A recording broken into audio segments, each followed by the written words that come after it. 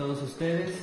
Damos inicio a las actividades del segundo día de este primer coloquio de Historia y Pensamiento Político.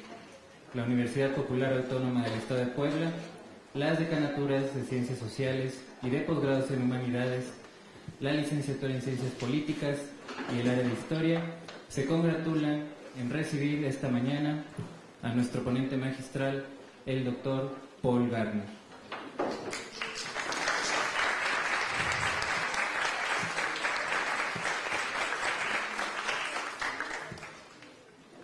Agradecemos de manera muy especial la presencia en el presidium de la maestra Sigrid Louvier Nava,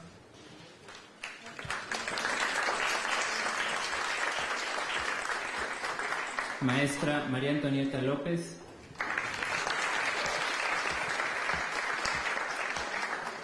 y la licenciada Ana María Guadalupe Peregrino.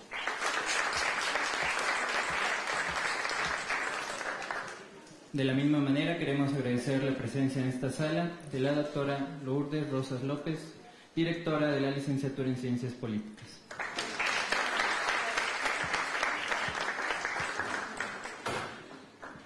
Así como profesores, alumnos y público en general. El día de hoy recibimos con orgullo al doctor Paul Gardner con su exposición titulada Porfirio Díaz, impulsor de la modernización industrial en México.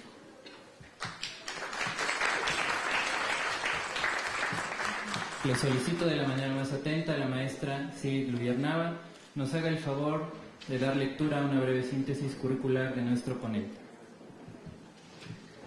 Buenos días, damos la bienvenida al doctor Paul Gardner. Me voy a permitir leer unos breves datos sobre nuestro distinguido invitado. El doctor Paul Gardner es profesor emérito de la Universidad de Leeds en Inglaterra, especialista en Historia de Latinoamérica en los siglos XIX y XX, particularmente en Historia Social, Política y Cultural de México. Es catedrático de Estudios Hispánicos en el Departamento de Español, Portugués y Estudios Latinoamericanos de la Universidad de Leeds en Inglaterra. Se graduó en Estudios Hispánicos por la Universidad de Birmingham y es doctor en Historia por la Universidad de Liverpool. Ha publicado diversos estudios sobre la historia política de México en los siglos XIX y XX, como La Revolución en la Provincia, Soberanía Estatal y Caudillismo Serrano en Oaxaca, 1910-1920, Regional Development in Oaxaca during the Porfiriato, 1876-1911, Porfirio Díaz, A Profile in Power. Entre 1995 y 2002 fue editor en jefe del Boletín Latinoamericano, profesor investigador visitante en el Colegio de México en el programa de doctorado en Historia, y en 2010 nos ha presentado el libro el día de ayer que se ha comentado por la tarde, Leones Británicos y Águilas Mexicanas, Negocios, Política e Imperio en la carrera de Whitman Pearson en México, 1889-1919. Pues sin más preámbulo, damos la bienvenida a nuestro distinguido ponente.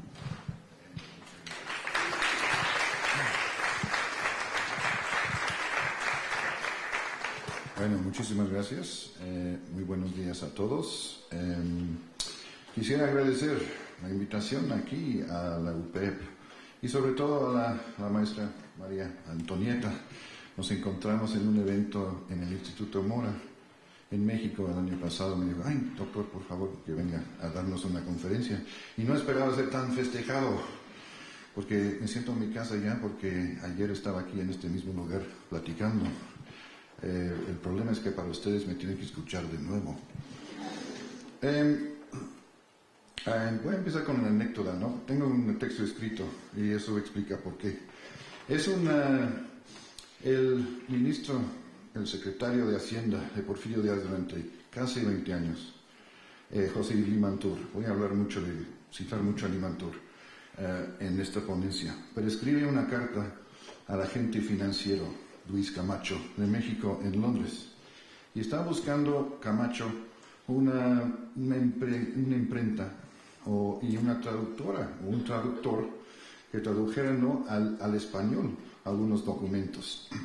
Y entonces, y está encontrando documentos que son importantes porque son es para promover también la venta de bonos mexicanos en el mercado británico, en el mercado londinense en estos años.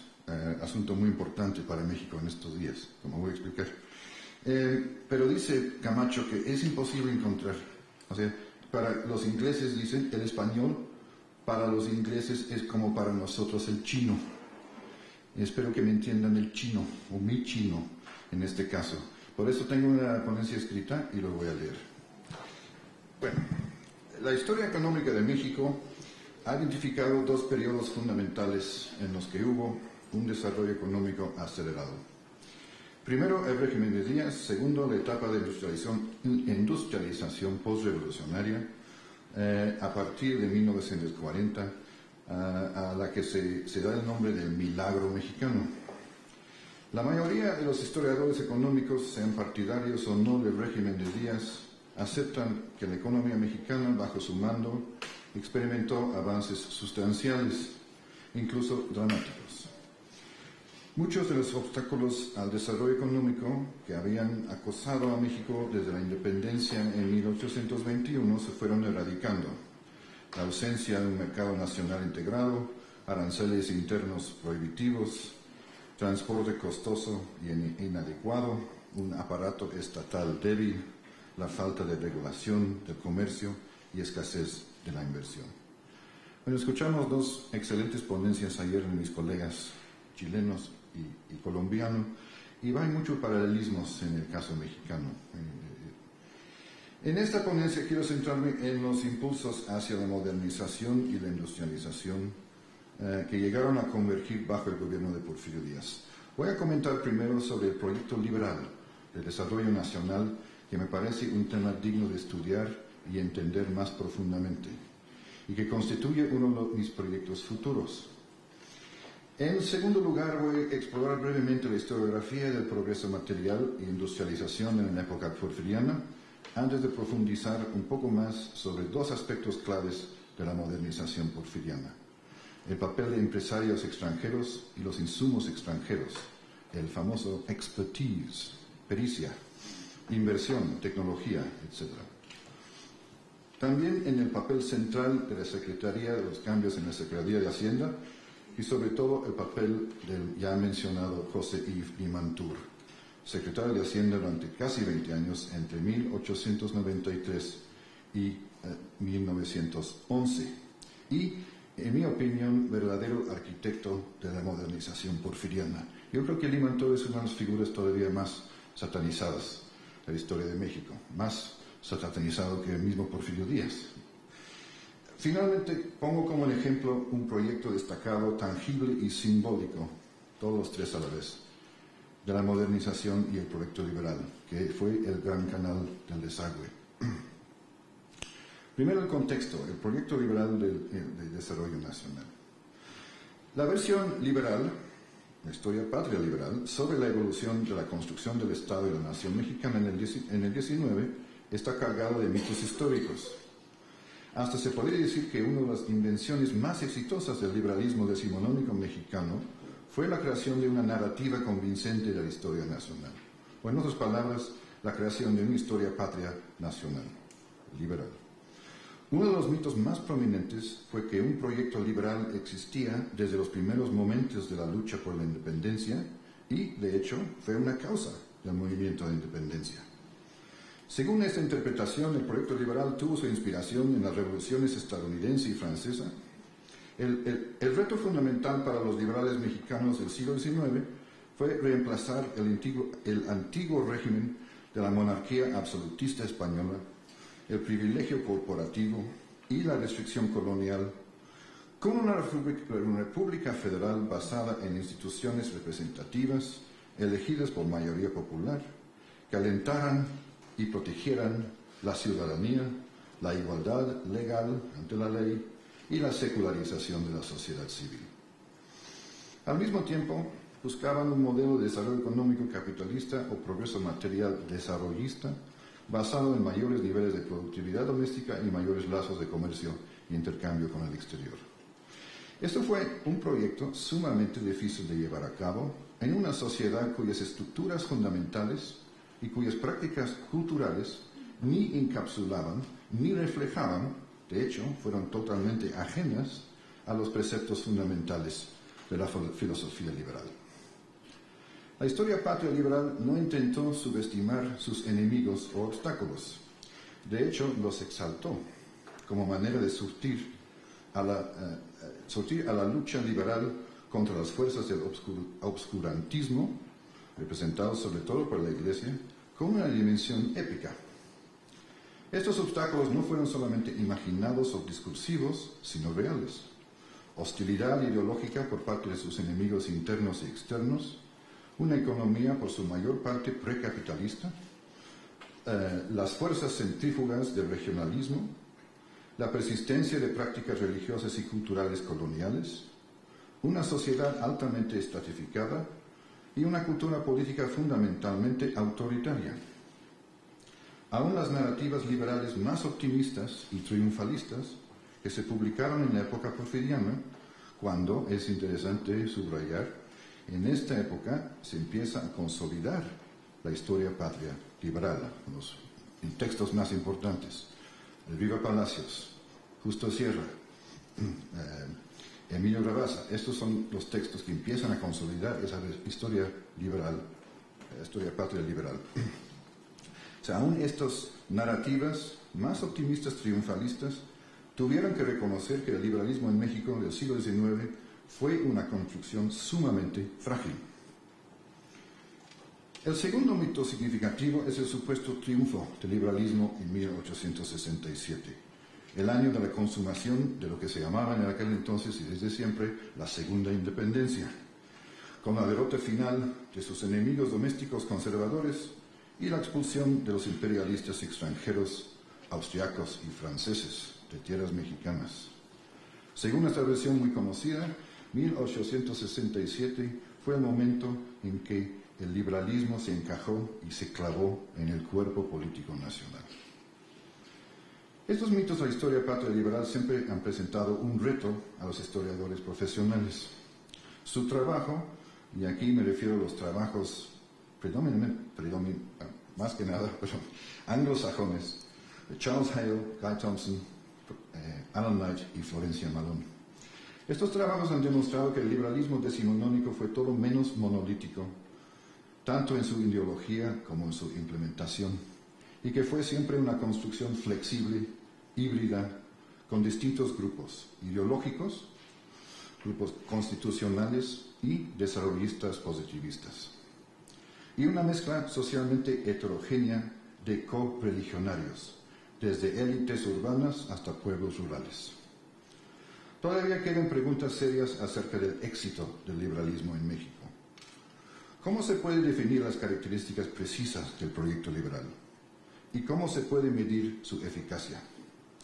Se podría plantear que la ineficacia o hasta el fracaso del liberalismo en encajar los preceptos fundamentales del liberalismo al tejido político, social o económico de la nación, o en establecer instituciones liberales permanentes o duraderas, representa más un fracaso que un éxito. Se puede argumentar que el proyecto liberal de la construcción del Estado de la Nación fue nada más un éxito discursivo, eficaz, pero limitado y poco profundo. Para entender bien el proyecto liberal hay que entender sus dos vertientes. Y yo divido, es una división bastante simplista, pero esos dos vertientes para mí son lo imaginario y lo concreto. Para simplificar el asunto, quizá se podría proponer que en la primera mitad del siglo XIX hubo mucho más desarrollo imaginario que real, pero que en la segunda mitad del siglo, o más bien en el último cuarto, se empezó el proceso de crear agencias e instituciones que implementarían a cimentar los bloques constructivos y tangibles del Estado moderno y de la nación. Uno de mis proyectos ahora es investigar el Boletín de la Sociedad de Geografía Estadística, porque es el único revista importante donde escriben todos los científicos más importantes de México en el XIX, la única revista que se publica durante todo el siglo XIX. De hecho, empieza en 1839, pero no hay otra edición hasta 1850, pero de 1850 se publica casi todo el resto del siglo y obviamente durante el siglo XX también. Un examen breve del contenido de este boletín de la Sociedad Mexicana de Geografía Estadística desde 1850 demuestra que hubo intentos concienzudos a través de la segunda mitad del XIX de coleccionar, analizar y difundir los últimos avances metodológicas, estadísticas, científicos sobre las características geográficas, cartográficas, climatológicas, geológicas del país, y también analizar las realidades sociales, lingüísticas y culturales de las distintas regiones de México. Al describir, cuantificar y analizar la esencia y las características de los distintos componentes del territorio y sus pueblos, y al aprovechar los avances en la ciencia en búsqueda del desarrollo nacional, México llegaría a la par de las naciones más avanzadas de Europa. Es importante subrayar que muchos de los más destacados intelectuales del México decimonónico escribieron en el boletín o fueron miembros de la sociedad. Este cuerpo de la inteligencia, como se dice en inglés, inteligencia mexicana, se empeñaban a imaginar el desarrollo de su nación y vieron su participación en la sociedad del boletín como parte del proyecto de crear tanto un anteproyecto intelectual como un manual práctico de la construcción de la nación. Como contraparte del desarrollo imaginario de las páginas del boletín, la Secretaría de Fomento, establecido en el año de 1853, tuvo el papel de implementar los proyectos tangibles que establecerían una infraestructura económica y social. Lo curioso es que hasta la fecha nadie que yo sepa se ha empeñado a estudiar la trayectoria de la Secretaría de Fomento, lo cual me parece increíble dado el reconocimiento amplio del progreso material de esta época. Sus proyectos abarcaron, en primer lugar, un programa de obras públicas, puertos, canales, proyectos de riego. En segundo lugar, una red de transporte que incluye tanto ferrocarriles, tema muy reconocido y ampliamente estudiado y símbolo primordial de la modernización porfiriana, como el transporte marítimo, tema mucho menos estudiado. En tercer lugar, la participación de México en las ferias internacionales de comercio, tan populares que proliferaron en la segunda mitad del siglo XIX en todo Occidente. Cuarto, hay un estudio muy bueno de Mauricio Tenorio sobre esto, pero pocos más. Cuarto, en los proyectos de colonización agrícola, que encapsularon el énfasis del proyecto liberal en el progreso material y sus beneficios. Infraestructura, modernización, educación, mestizaje, urbanización e industrialización. Y muy pocos estudian los proyectos de colonización, más que nada porque fueron en gran parte un fracaso y no se llevaron a cabo. Pero son muy importantes en imaginar y implementar y intentar. Eso fue en realidad gran parte del trabajo del Secretaría de Fomento. De hecho, un proyecto de desarrollo industrial siempre formó una parte integral del proyecto nacional durante todo el siglo XIX, pero fue solo en el último cuarto de siglo que pudo avanzar notablemente. Aquí entra la historiografía de la industrialización. Existe un consenso en la historiografía que los primeros intentos por estimular el desarrollo industrial y por aumentar las exportaciones, por atraer inversión extranjera, antes de 1870, enfrentaron numerosos obstáculos. Las guerras civiles, las intervenciones extranjeras, los altibajos de la industria minera, la imposición de aranceles al flujo de comercio interregional, representados por las alcabalas, y la falta de infraestructura y de mercados contribuyeron a limitar su expansión, aun cuando las investigaciones recientes parecen sugerir que es necesario aclarar e investigar más tales generalizaciones y que hubo zonas importantes de crecimiento económicos durante el periodo posterior a la independencia, si bien la variación regional fue considerable. Por ahora tenemos la impresión que los diversos proyectos de los empresarios extranjeros para explotar los abundantes recursos naturales de México antes de 1860 habían fracasado en su mayoría, como se ha demostrado, por ejemplo, en el caso de las empresas mineras británicas.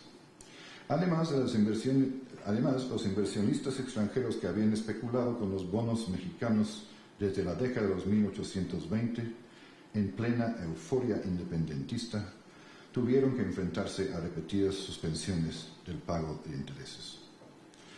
En cuanto a la historiografía específica sobre la época porfiriana, no hay duda que el campo de investigación más floreciente, seguramente el más productivo, ha sido la historia económica.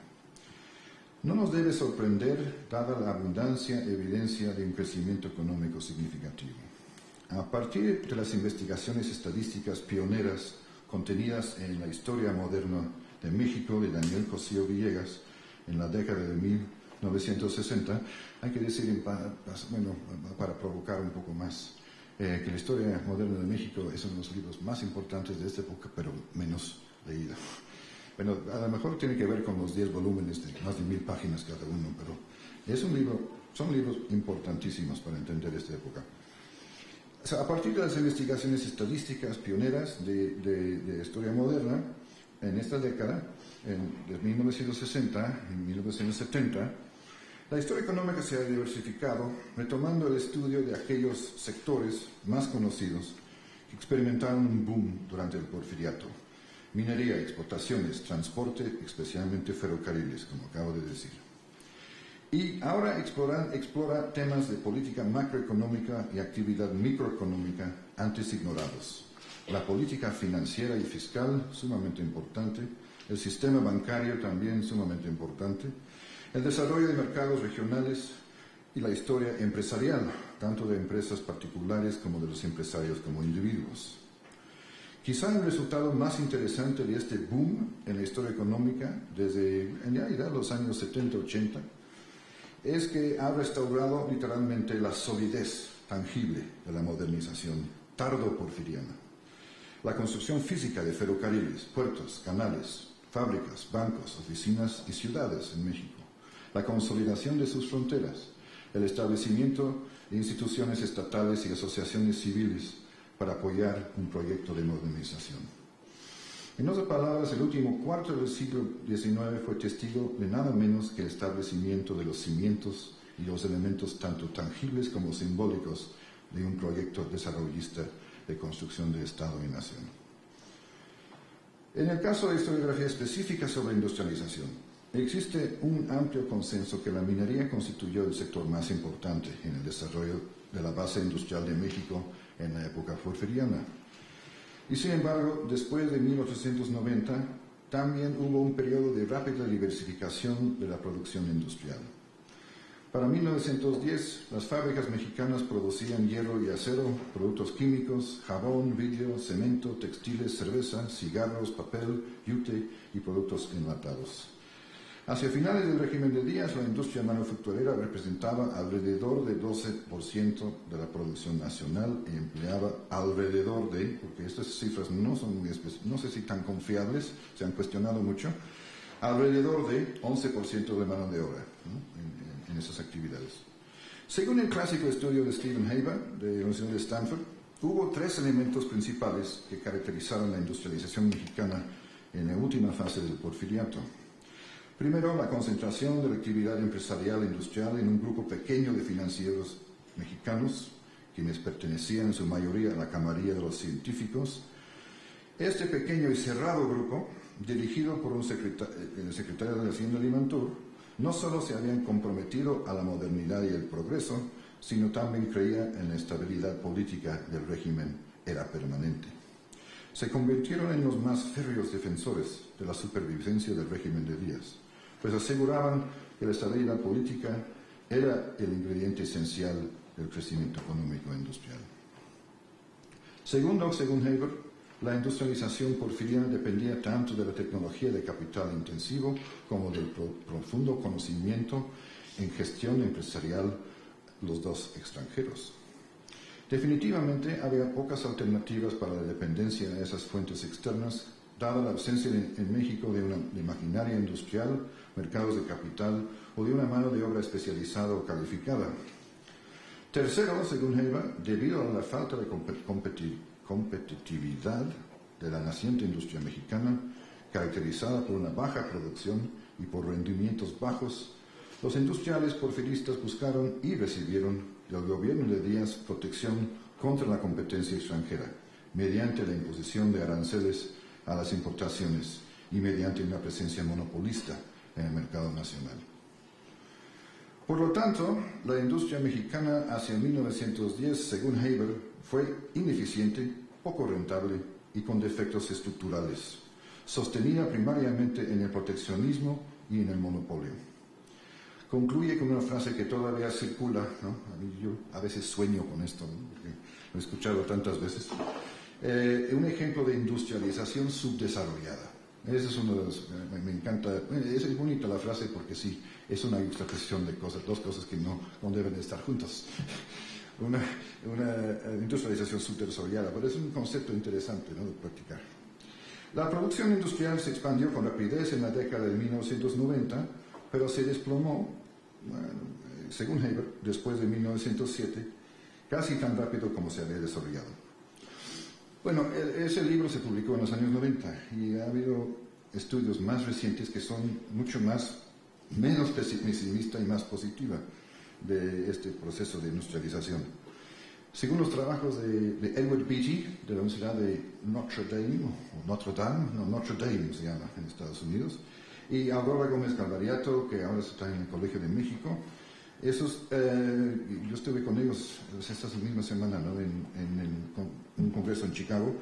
Los proyectos de industrialización, aunque fueron proyectos no siempre exitosos y con resultados desequilibrados, con grandes diferencias sectoriales y regionales, hubo un intento destacado de diversificar las fuentes en la generación de la riqueza más allá de las exportaciones minerales y agrícolas y la inversión extranjera que caracterizaron la economía porfiriana.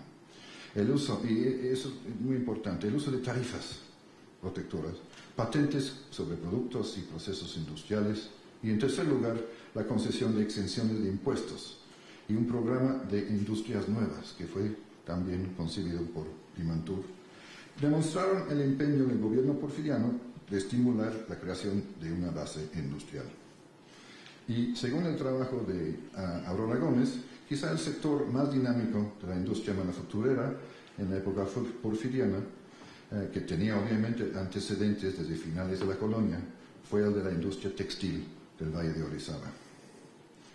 Bueno, volviendo al contexto más amplio, en la segunda mitad del XIX tuvo lugar una convergencia de factores que generaron condiciones más favorables para la puesta en práctica del proyecto desarrollista. El logro de un mayor grado de estabilidad política interna a partir de 1867, la restauración de la República, se combinó con el impacto de la primera globalización, la expansión exponencial en los flujos de comercio, flujos de capitales y flujo de migraciones humanas. Eso a nivel mundial o en Occidente en el último tercio de este siglo, y que provocó nuevos esfuerzos, especialmente en Estados Unidos, por incorporar los recursos económicos, las materias primas de México en la economía internacional.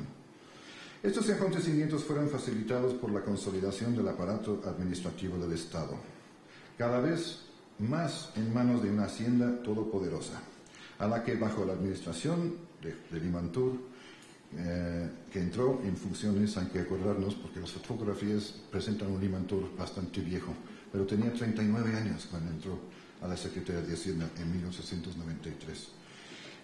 Restableció el equilibrio del avance de pagos y la reputación de México en los ojos de los mercados de capital internacionales. Reformó el sistema fiscal y intentó estabilizar el peso. En consecuencia, la hacienda mexicana se convirtió en la fuerza impulsora en sociedad con el capital privado de la extensión del sistema bancario y financiero y la aplicación del proyecto de desarrollo de la infraestructura, tipificado por los ferrocarriles, y del extenso programa de obras públicas que caracterizaron esta época. Ahora quisiera pasar a los insumos extranjeros, los extranjeros rapaces que escuchamos ayer, ¿no? Sí, los que fueron presentes en la presentación del libro. Antes de explorar más a fondo el papel de Hacienda y el papel de Limantour, es importante entender y subrayar la función central que los discursos desarrollistas de finales del XIX atribuyen al capital los mercados, la tecnología y la pericia extranjeros. Desde la perspectiva del círculo interno de la élite política porfiriana, descrita de manera memorable y evocadora por Mauricio Tenorio como los magos del progreso, la función primordial de los intermediarios empresarios extranjeros fue asistir, literal y metafóricamente, al desarrollo de los elementos esenciales del Estado liberal y la nación. Los científicos, ese grupo de jóvenes desarrollistas liberales o científicos positivistas, fueron los financieros, abogados y políticos que se agruparían bajo la protección del ministro del Interior, secretario de Gobernación de Porfirio Díaz y también su suegro, Manuel Romero Rubio, de quien Limantour fue el protégé más destacado. Más tarde se unirían en torno al proyecto político de la Unión Liberal de 1892.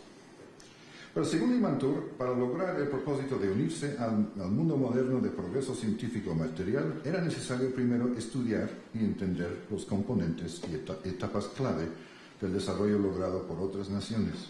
Y segundo, atraer a México capital, tecnología y pericia extranjeros como componentes integrales del proyecto de desarrollo.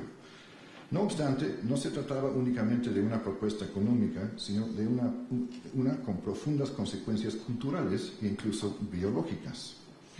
Para adoptar las metáforas biológicas tan comunes en los discursos decimonónicos del mundo occidental y muy favorecidos, un poco por Limantour, pero mucho más por Justo Sierra, el mejoramiento del organismo nacional mexicano requería una transfusión, no solo de capital extranjero, pero también de sangre extranjera.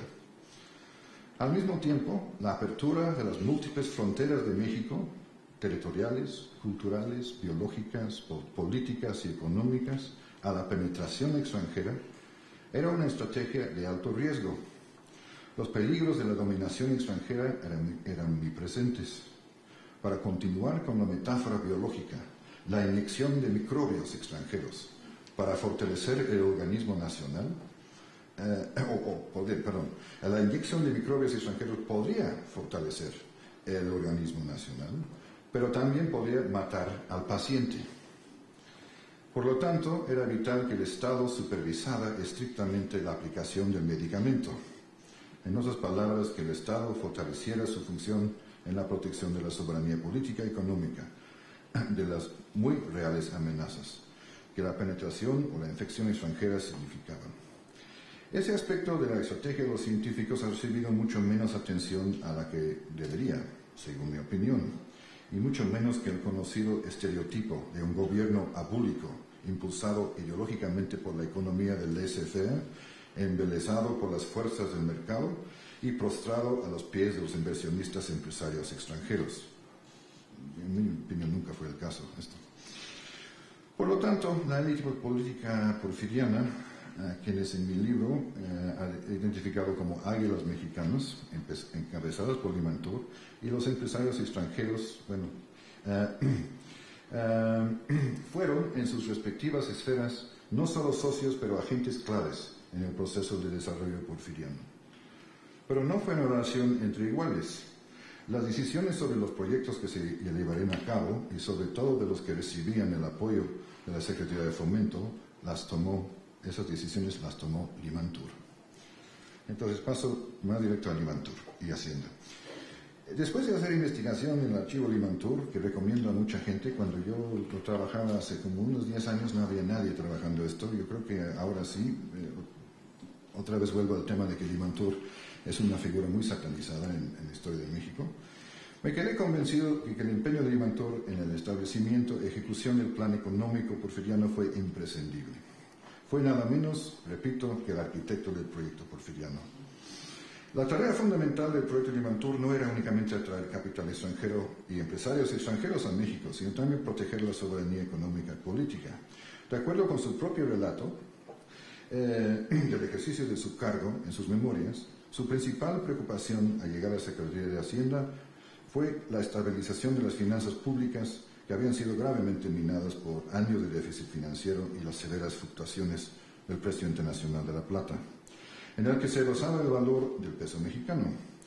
Su principal objetivo era garantizar un presupuesto equilibrado, reduciendo el gasto gubernamental, estabilizando el peso y introduciendo reformas fiscales, reduciendo, por ejemplo, la dependencia de Hacienda de las alcabalas, que databan de la época colonial, y reemplazándolas con un nuevo timbre fiscal al consumo, la manufactura y toda una gama de transacciones comerciales.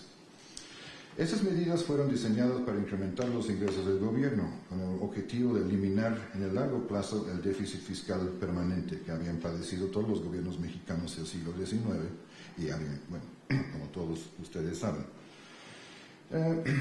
Y fue una política exitosa. La segunda tarea sería consolidar y mejorar la administración de la deuda pública en México, con el propósito principal de reducir la carga de la dependencia del país de la deuda del corto plazo o flotante, contraída a altas tasas de interés, y renegociar unos términos más favorables con los acreedores, con el objeto de reducir la carga del repago de los servicios de la deuda. Una supervisión y regulación más estrictas permitirían, en el momento apropiado, obtener nuevos préstamos e incrementar la deuda pública con el propósito de proveer beneficios a la nación, según el propio Limantur, en forma de la red ferroviaria nacional y numerosas obras públicas. Con todo, la deuda pública exigía una administración prudente y algo de capital importancia, el establecimiento y mejoramiento del grado de confianza en México, en los valores mexicanos, en los mercados financieros internacionales. Como parte de lo que Limantur mencionaba como la necesidad de prestar una estrecha atención a lo que él llamaba, cito, el lado psicológico del crédito. Limantur explicó este aspecto de su estrategia en términos cuasi místicos, argumentando que el propósito de los actos gubernamentales era, cito, infundir a escala nacional e internacional la esperanza que poco a poco se transformará en principio de que se ha encontrado el camino de la salvación y se seguirá con firmeza y convicción. En primera línea de los actos del gobierno debe estar la honrosa y vigorosa voluntad de instaurar el orden y pagar lo que se debe. Fin de cita. El tercer aspecto de la estrategia de Limantur, no menos ambicioso, pero sin duda alguna menos cuantificable, y quizá menos exitosa, sería una cruzada para moralizar al personal y los procedimientos administrativos. Perseguir, como cito, perseguir el fraude, destruir las prácticas corruptas que nos han dejado 3/4 de siglo de revoluciones, bancarrota y desórdenes de todo tipo. Fin de cita. Solo entonces podría el gobierno embarcarse en un programa de reforma legislativa para generar un ambiente más propicio para la actividad empresarial, abolir las restricciones internas al comercio, introducir la reforma monetaria y ejercer un control y una regulación más estrictos sobre el sistema bancario. Lo que propugnaban Limantur y quienes lo precedieron en la Secretaría de Hacienda no fue solamente Limantur, sino su presidente, que fue Matías Romero, era nada menos que una reestructuración radical de las finanzas públicas con el propósito de dar impulso al proyecto liberal. Eso requería la centralización de la planificación financiera y económica, la consolidación de la deuda pública de México, una reforma fiscal y la estabilización de la moneda, y una estrecha supervisión de todos los proyectos, ya fuesen subsidiados o financiados mediante la deuda pública por la Secretaría de Hacienda, y naturalmente en manos del propio secretario. Al mismo tiempo requería la estructuración de las bases sobre las que se financiaría y llevaría a cabo el programa de obras públicas de gran escala. El Estado ya no volvería a ofrecer concesiones ni subsidios a las empresas privadas dispuestas a emprender proyectos de ingeniería a gran escala, como había sido el caso con el desarrollo de la red de ferrocarriles en su primera etapa. En la visión que Limantur tenía del futuro, los proyectos de obras públicas esenciales para la creación de un Estado moderno y una economía progresista serían planificados y financiados por el Estado. Sin embargo, hubo límites a la extensión del control estatal. Limantur creía firmemente que el Estado era un mal administrador y como resultado siempre buscó administradores del sector privado para dirigir los proyectos de obras públicas. Y este es el caso del Canal del Desagüe. Entonces, quiero, en la última parte, hablar de este proyecto muy importante y muy simbólico del proyecto de modernización. El Gran Canal de Desagüe era un proyecto de proporciones grandiosas y ambiciosas, un canal para controlar el nivel de los lagos del Valle de México de casi 60 kilómetros de largo. De Zumpango, al lado de Texcoco, desde el norte hasta el este de la capital, incluyendo un túnel de casi 6.5 kilómetros de largo, que descargaría el exceso de agua. Su propósito esencial era resolver los perennes problemas de inundación y drenaje inadecuado que frecuentemente hacían que extensas zonas de la Ciudad de México quedarían bajo el agua durante la época de lluvias. La solución de estos problemas se volvía cada vez más urgente, dado el acelerado crecimiento de la Ciudad de México durante el último cuarto del siglo XIX. El vínculo causal entre urbanización y propagación de enfermedades contagiosas, así como el deseo de encontrar una solución científica a estos problemas, llevaron a los miembros del Ayuntamiento de la Ciudad de México a imprimir mayor urgencia al proyecto. El problema fundamental de las inundaciones había preocupado a todos los gobiernos de la ciudad, azteca, colonial y nacional. Las distintas administraciones habían visto sus esfuerzos por resolver el problema entorpecidos por la falta de recursos, de una tecnología adecuada o de estabilidad política. Una revisión somera de los antecedentes del proyecto porfiriano muestra que se trata de una problemática que se había llamado la atención de muchos de los principales arquitectos del Estado y la nación en el México decimonónico. El Gran Canal entonces representaba algo más, mucho más que una solución pragmática a un problema duradero. Era de hecho más que un mero componente de la infraestructura económica y social emergente. Para el gobierno porfiriano encarnaba en esencia el símbolo de una nación que finalmente, con cierta demora, emergía del atraso para abrazar la modernidad finisecular, para ocupar su lugar dentro de la comunidad internacional de naciones modernas y progresistas. Representaba entonces una metáfora de todo el proyecto liberal decimonónico. Era además un proyecto que interesaba vivamente al presidente Díaz desde mucho antes de que accediera a la presidencia, como lo demuestra su detenida supervisión personal del proyecto. Significativamente, el contrato para la construcción del canal fue asignado a un contratista extranjero. Hay varias razones, que fue el señor Pearson, de quien escuchamos ayer en la presentación del libro. Hay varias razones por las cuales el contrato fue asignado al señor Pearson. Algunas son prácticas, otras geopolíticas y otras ideológicas. Lo que cabe destacar del contrato de Pearson es que representa una clara ilustración del papel central en su implementación que desempeñaban el capital, la tecnología y la pericia extranjeros. La Junta del Desagüe, y Limantour fue, entre otras cosas, vicepresidente de la Junta del Desagüe, comité establecido por el gobierno mexicano para supervisar la construcción del canal, había enfatizado desde un principio que el progreso del proyecto se había visto obstaculado por la falta de habilidades prácticas y experiencia técnica en México. La única solución, como explica el mismo Limantour al ministro mexicano en Bruselas, era buscar fuera de México, esencialmente en Europa, a, cito, un ingeniero eminente, un hombre de reconocida experiencia que pudiera venir a México a supervisar la organización de los trabajos y a estudiar los medios prácticos para su conclusión. Además del historial de ejecución de la obra pública de Pearson como contratista, su acceso y familiaridad con la tecnología más novedosa sugerían que el proyecto se concluiría rápida y eficazmente.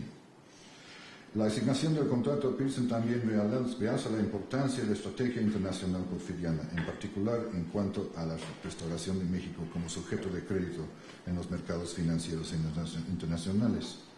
Entonces, las condiciones del crédito municipal, que proveyó una proporción limitada pero importante del financiamiento del Gran Canal, y la recomendación del agente financiero de México en Londres de que la emisión de crédito tendría mayores posibilidades de éxito si se asignaba el contrato a una empresa británica, tuvieron sin duda gran influencia en la consecución del negocio. Seguramente no es una coincidencia ni carece de importancia que después de la primera emisión internacional de deuda mexicana en Londres en 60 años, en marzo de 1888, se realizara una segunda emisión en 1989, específicamente para financiar el proyecto de Gran Canal. El préstamo se negoció con la Securities Insurance Corporation of London por una suma nominal de 2.4 millones de libras esterlinas. Las condiciones del préstamo no estipulaban que debía contratarse en una compañía británica, pero era la opinión explícita del agente financiero en Londres, que la selección de un contratista inglés significaría, y cito, un importante apoyo moral a los ojos del público británico para el éxito de los trabajos, fin de cita, y que, por lo tanto, sería más fácil conseguir inversionistas. Estos mismos inversionistas británicos seguramente preferirían a una compañía británica a la que podían llamar a cuenta si el proyecto enfrentaba dificultades o si el gobierno mexicano no cumplía con los pagos, como predecían muchísimos inversionistas y los periódicos financieros británicos en este momento, conscientes del triste historial de México como nación deudora durante todo el siglo XIX. La asignación del contrato a una empresa británica también se inserta en el contexto del acercamiento a Europa del gobierno de Díaz y de renovación de los vínculos diplomáticos, comerciales, financieros con sus antiguos adversarios, Gran Bretaña, Francia y España, para contrastar la creciente dependencia económica del capital y comercio estadounidenses.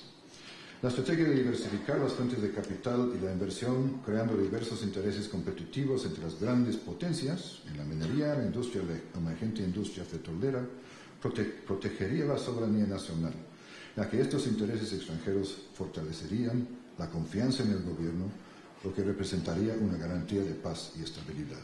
Esto fue otra vez parte de la estrategia de Limantour.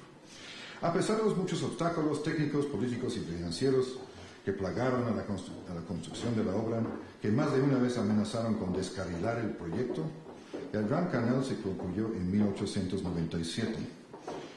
Se inauguró formalmente en marzo de 1900, en una ceremonia presidida por el presidente Díaz, acompañado por sus secretarios de Comunicación, Fomento, además del contratista Pearson y miembros del cuerpo diplomático.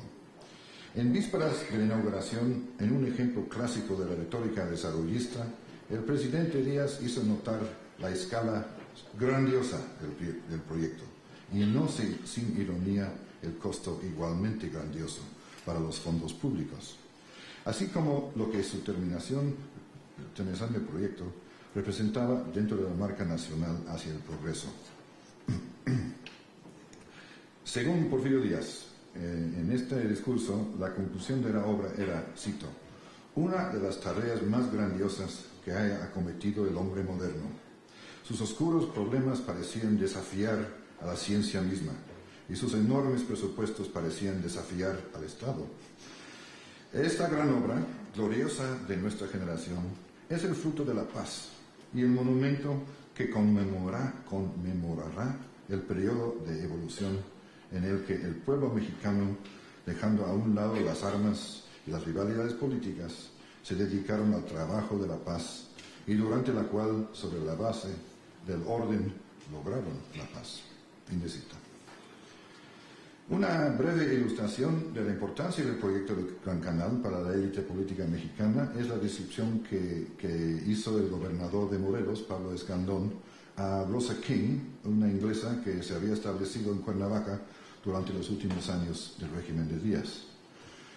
El aval entusiasta de Escandón refleja no solo el simbolismo del proyecto, sino la veneración y el afecto que despertaba la figura de Díaz ante aquellos que promovían el mito que el presidente era personal, incluso excesivamente responsable del progreso material. Y cito, señora King, usted no puede entender los bárbaros que éramos antes de que Porfirio nos civilizara. Si hubiera visto la Ciudad de México en estos días con las aguas del lago de Texcoco lamiéndonos los tobillos cada época de lluvias, apreciaría el proyecto del drenaje del Valle de México. Y considere nuestros modernos ferrocarriles y telégrafos, puertos e industrias financiados por el capital extranjero que astutamente ha conseguido atraer. Somos cosmopolitas y todo ha sido labor de Porfirio Díaz. Fin de cita. Se confirmó la importancia simbólica del proyecto unos años más tarde, durante las fiestas del centenario, el primer centenario, la suntuosa celebración del aniversario de la independencia que duró, fue un mes de celebraciones en septiembre de 1910. Estas eran, tanto en su conceptualización como en su ejecución, esencialmente una celebración del proyecto de modernización porfirista. De manera significativa, el extenso programa de actividades y entretenimiento, banquetes, etc., de los delegados extranjeros incluyó visitas al Gran Canal. Bueno, breves conclusiones. El motor del desarrollo económico porfiriano fue, sin lugar a dudas, el sector exportador, minería, en segundo lugar, productos agrícolas, que también estimuló la demanda para productos manufacturados. Pero el fomento a la industrialización fue una política clave del gobierno porfiriano y un proyecto sobre todo impulsado por las secretarias de Hacienda y Fomento.